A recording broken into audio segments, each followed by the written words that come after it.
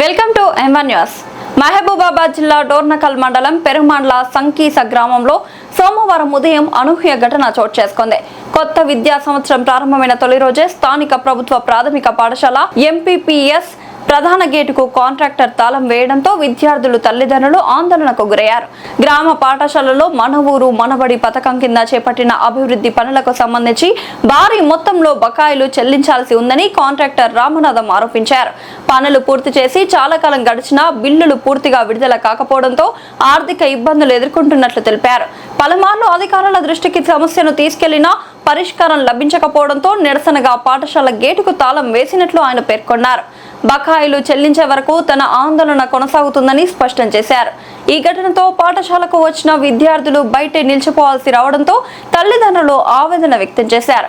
విద్యార్థుల విద్యకు అంతరాయం కలగకుండా సంబంధిత అధికారులు తక్షణమే జోక్యం చేసుకుని సమస్యను పరిష్కరించాలని గ్రామస్తులు డిమాండ్ చేస్తున్నారు. ఈ ఘటన ప్రస్తుతం జిల్లా వ్యాప్తంగా చర్చానీయాంశంగా మారింది.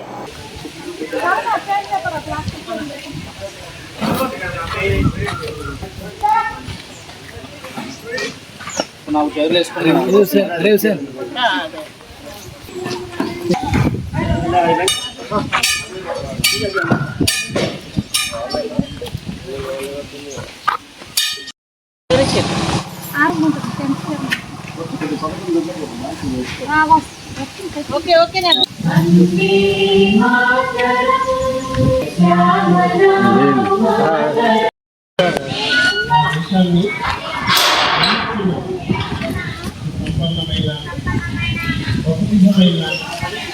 మా దేశ వారసత్వ సంపద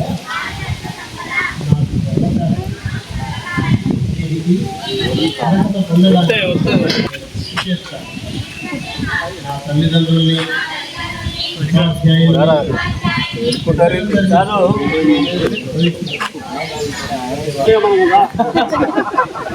పోయితే మాకు బాధపడలేదు.